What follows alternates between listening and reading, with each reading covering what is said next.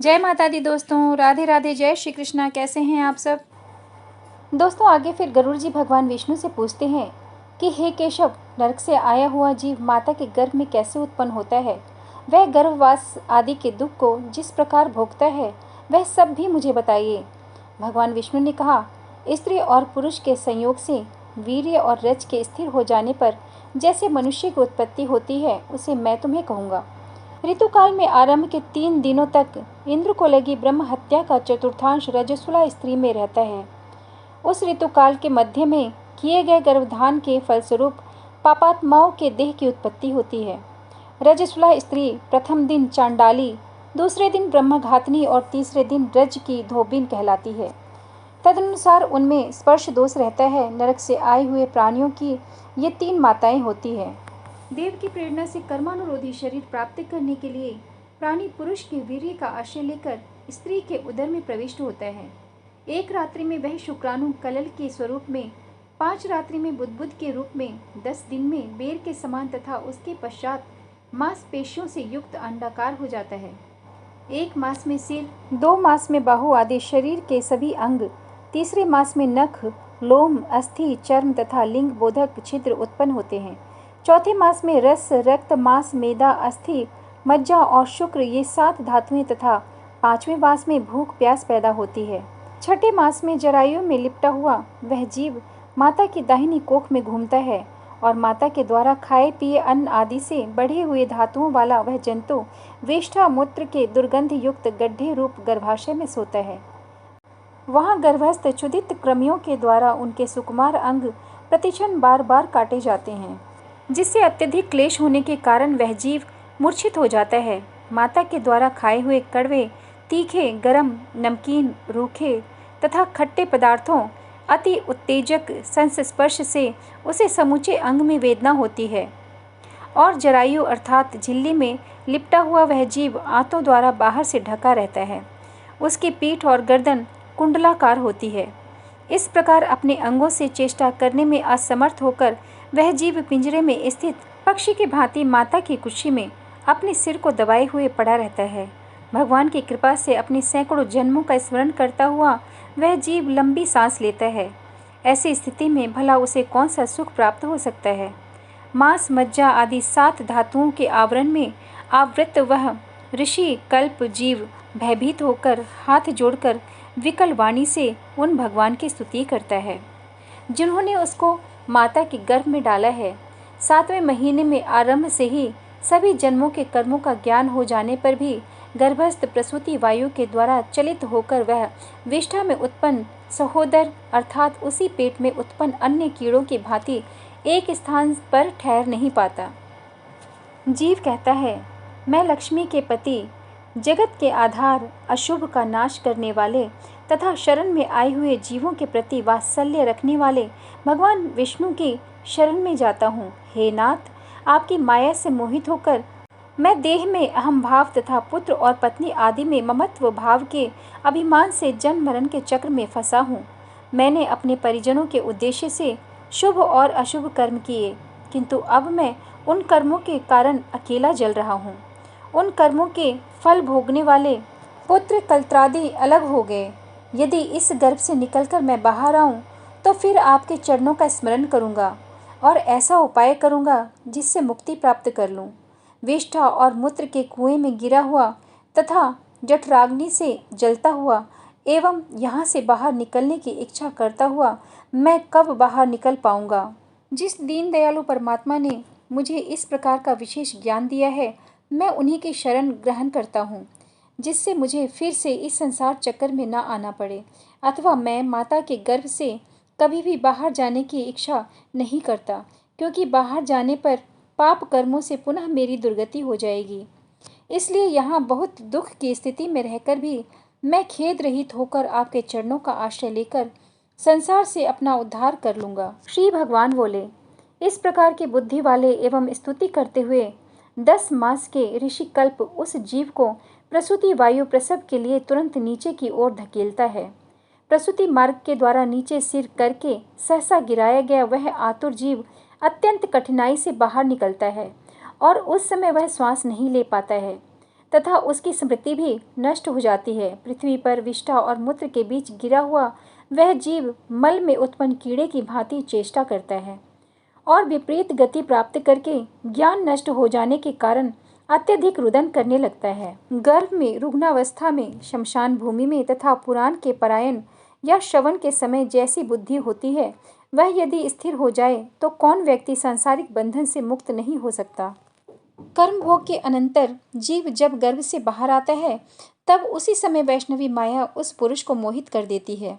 उस समय माया के स्पर्श से वह जीव विवश होकर कुछ बोल नहीं पाता, प्रत्युत शैशवादी अवस्थाओं में होने वाले दुख को पराधीन की भांति भोगता है।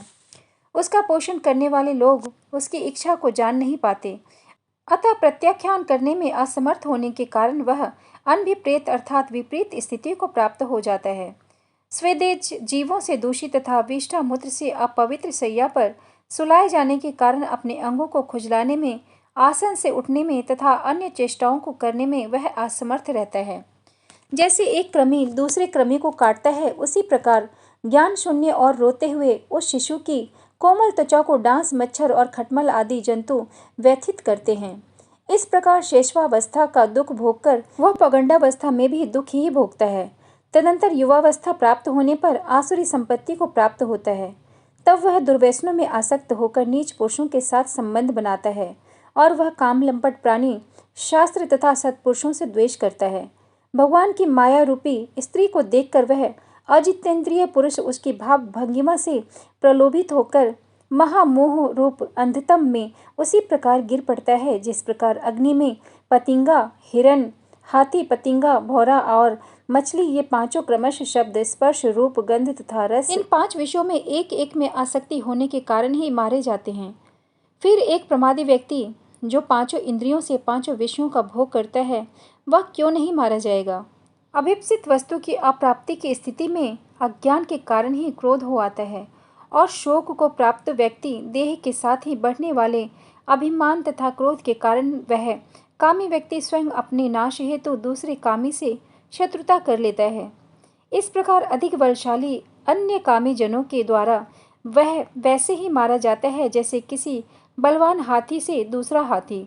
इस प्रकार जो मूर्ख अत्यंत दुर्लभ मानव जीवन को भी विषय शक्ति के कारण व्यर्थ में नष्ट कर लेता है, उससे बढ़कर पापी और कौन होगा। सैकड़ों योनियों को पार करके पृथ्वी पर दुर्लभ मानव योनि प्राप्त होती है। मानव शरीर प्राप्त होने पर भी द्विजत्व की प्राप्ति उससे भी अधिक दुर्लभ है।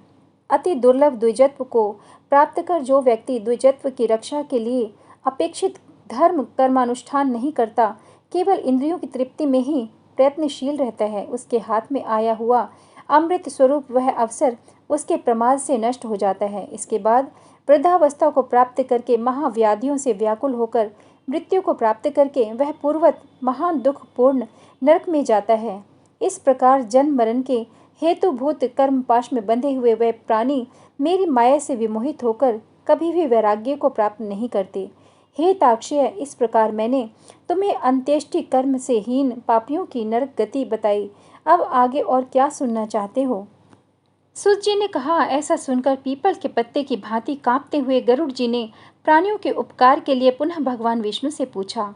गरुड़ जी ने कहा, हे स्वामिन, किस उपाय से मनुष्य प्रमादवश अथवा जानकर पाप कर्मों को करके भी यम की यातना को न प्राप्त हो, उसे कहिए।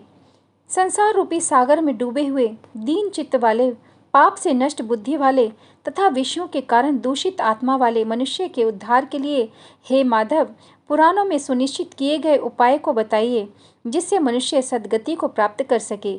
श्री भगवान बोले, हे ताक्षय, मनुष्य के हित की कामना से तुमने अच्छी बात पूछी है। सावधान होकर सुनो, मैं तुम्हें सब कुछ बताता हूँ। हे खगेश्वर, मैंने इसके पहले पुत्र रहित और पापी मनुष्य की यातना का वर्णन किया है। पुत्रवान तथा धार्मिक मनुष्यों की पूर्वोक्त दुर्गति कभी नहीं होती।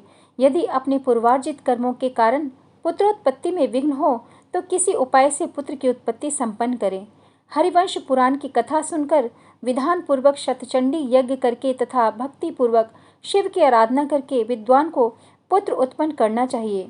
यतः पुत्र पितरों की पुण्य नामक नरक से रक्षा करता है, अतः स्वयं भगवान ब्रह्मा ने ही उसे पुत्र नाम से कहा है। एक धर्मात्मा पुत्र संपूर्ण कुल को तार देता है। पुत्र के द्वारा व्यक्ति लोगों को जीत लेता है, ऐसी सनातनी श्रुति है।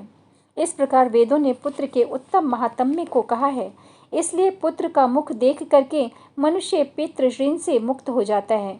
पौत्र का स्पर्श करके मनुष्य तीनों अर्थात देव, ऋषि, पितृ ऋण से मुक्त हो जाता है।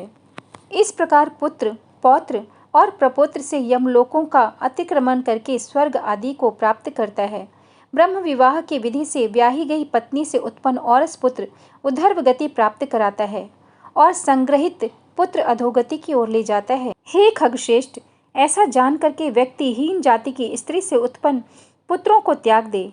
हे खग, स्वर्ण पुरुषों से सवर्ण स्त्रियों में जो पुत्र उत्पन्न होते हैं वे औरस पुत्र कहे जाते हैं और वे ही श्राद्ध प्रदान करके पितरों को स्वर्ग प्राप्त कराने के कारण होते हैं।